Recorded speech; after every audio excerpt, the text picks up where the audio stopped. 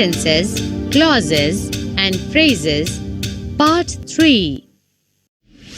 In this module, we will learn about division of sentences on the basis of structure. On the basis of structure, sentences are classified as simple sentences.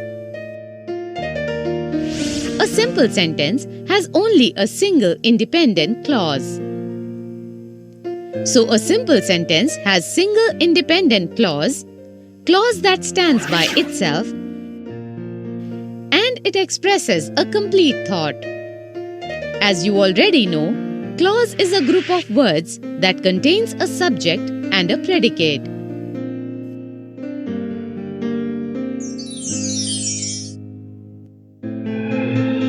The girls are playing. This is an example of an independent clause. It stands by itself and makes its meaning clear, that the girls are playing. A simple sentence has one subject and one predicate. So in a simple sentence, there is only one person or thing being talked about, and there is description of only one quality of one person or thing that is being talked about.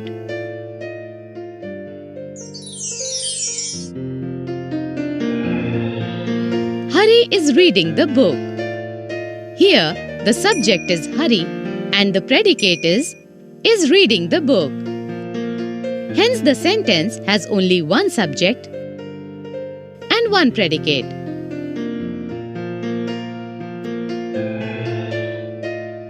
Two, a simple sentence conveys only one idea. So, only one idea is being expressed by a sentence. Joseph is showing his new home. Here, only one idea is expressed. Someone named Joseph is showing his home. 3. A simple sentence can have more than one subject. So, in a simple sentence, there can be two persons or things who are being talked about.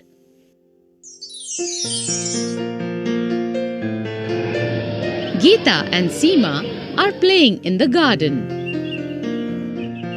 Here, Geeta and Seema form the compound subject of the sentence.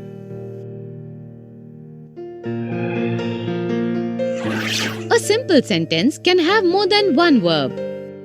So, a simple sentence can have more than one verb that shows action or state of being.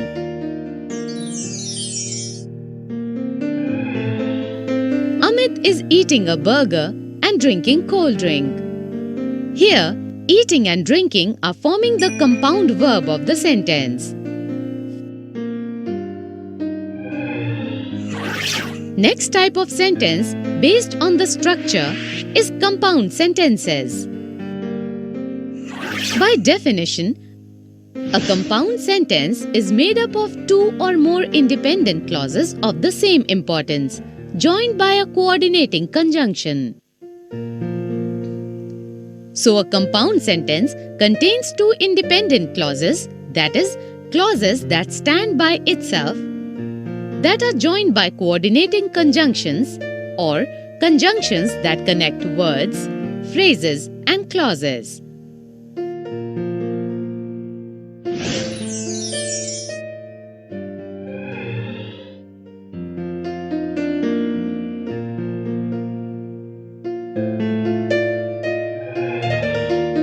The room was dark, so we could not see anything. This sentence can be broken up into two independent clauses as follows. The room was dark, independent clause 1.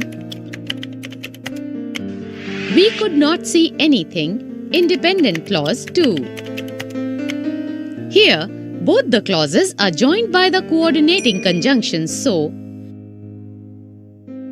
showing that the idea contained in independent clause 2 or cannot see is the result of the idea contained in independent clause 1 or dark room. In the above example, the room is subject, was dark is predicate, we is subject, and could not see anything is predicate.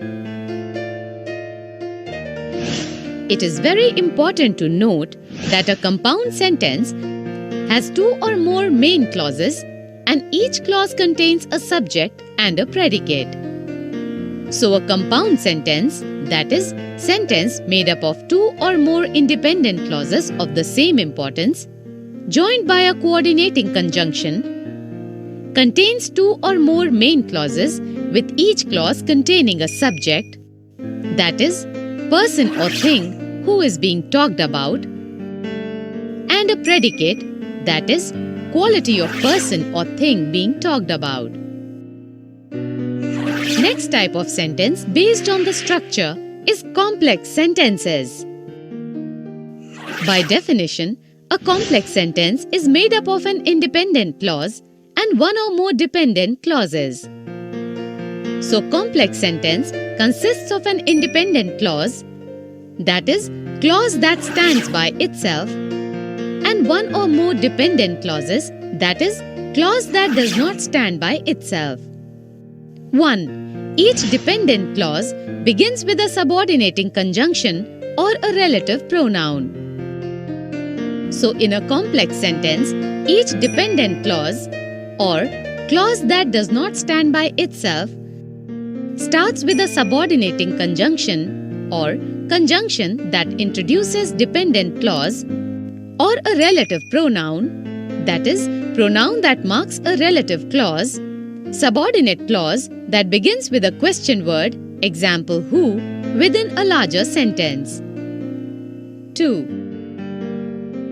The idea expressed by the independent clause is more important than the idea expressed by the dependent clause. So, in a complex sentence, the idea shown by the independent clause that can stand by itself, assumes more importance than the idea shown by dependent clause, that is, clause that does not stand by itself. I have to leave early because I have to meet someone. This sentence can be broken up into two clauses as follows. I have to leave early, independent clause, because I have to meet someone, dependent clause. In the example given, the dependent clause starts with a subordinating conjunction because, as it depends upon the independent clause or clause that stands by itself, and it is quite evident that I have to leave early is conveying a more important idea than conveyed by the dependent clause because I have to meet someone.